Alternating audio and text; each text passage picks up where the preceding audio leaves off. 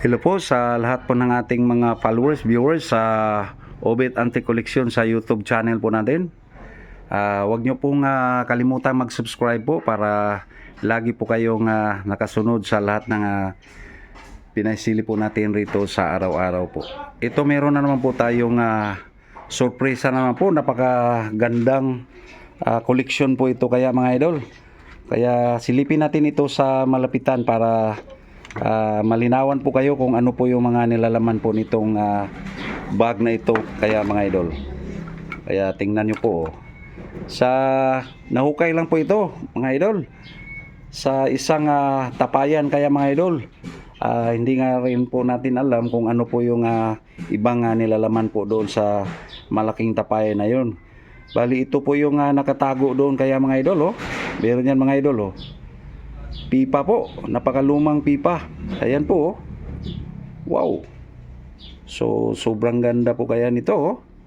Siguro yung mga pag-aari po ito ng mga ano yata, yung mga kapanahunan pa ng mga Spanish kaya mga idol dito sa ating bayan ng Pilipinas.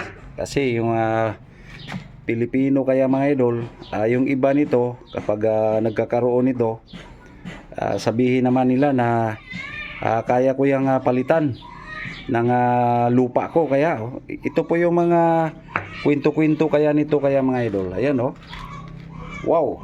So dito na naman po tayo sa iba kaya mga idol. Ito ayan maraming uri kaya ito mga idol. So laking tuwa naman po natin doon sa nagbinta po nito sa atin mga idol.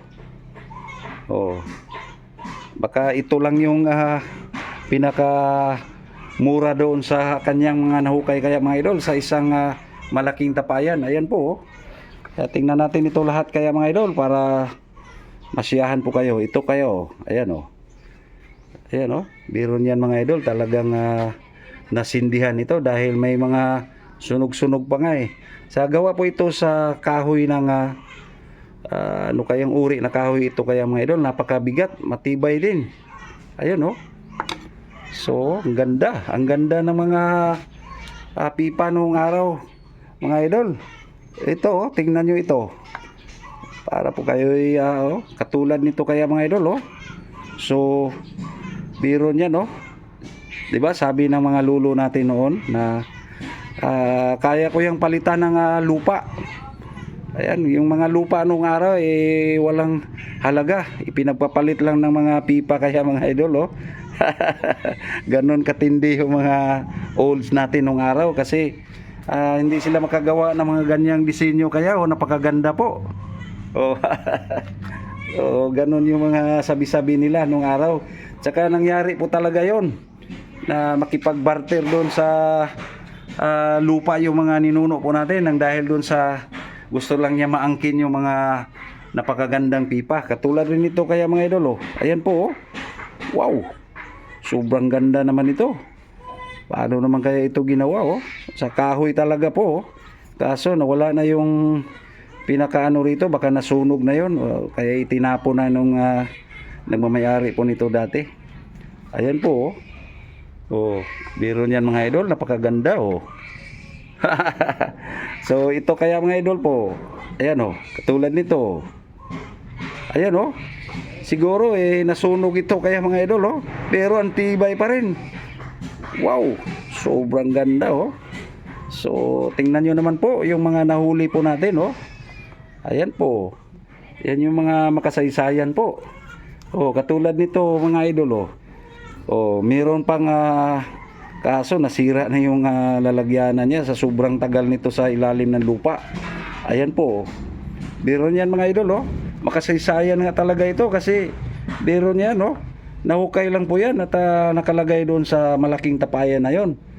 Yung hindi nga lang po natin alam kung marami pa yung mga nilalaman ng malaking tapayan na yon. Ito lang po yung na ipagbili po sa atin. Ayun sobrang ganda naman ito Wow.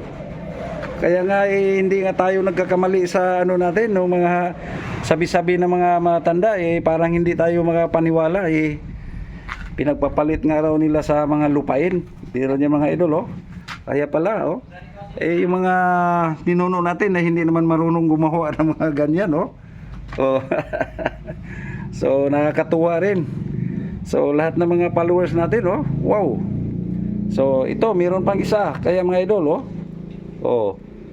May lalagyanan pa rin po, kaso wala na. Sira-sira na nga eh. Oh, buti, hindi ito inano ng tubig doon sa tapayan. Siguro, napakaganda ng pagka-sealed noon. Ng tapayan na yun, oh. Ayan, oh.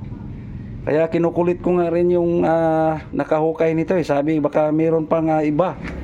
Baka pwede pang mapagpirahan yun. Oh. Ito, sobrang ganda rin ito kaya mga idol, oh. Wow. Oh, bali panibagong dagdag na naman po ito sa mga koleksyon po natin sa pipa. Ayan po. Makasaysayang pipa mga idol. Ayan, oh. Sino kayang mga nagmamayari niyan eh? Biro niyan mga idol, oh. Mga nahukay lang po yan mga idol, oh. Sa isang malaking tapayan po yan, yun po yung nilalaman. Siguro may kaya sa buhay yung nagmamayari niyan dati.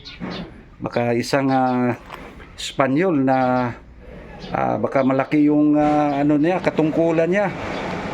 Hindi natin alam kung general kaya yung mga idol, oh. Sa mayroon pang silver mga idol, oh. Wow.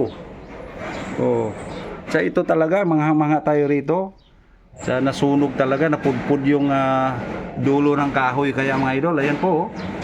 Sobrang ganda, oh. Ang tibay ng kahoy kaya, oh. So ayan po, oh. Napakaganda ng mga lumang pipa na ito. Kaya ayan, oh, napakagandang koleksyon yan mga idol, oh. So tsamba na naman po tayo rito. Nagkaroon tayo nito kaya mga idol. So more blessings tayo mga idol. Panibagong dagdag ito sa mga koleksyon po natin.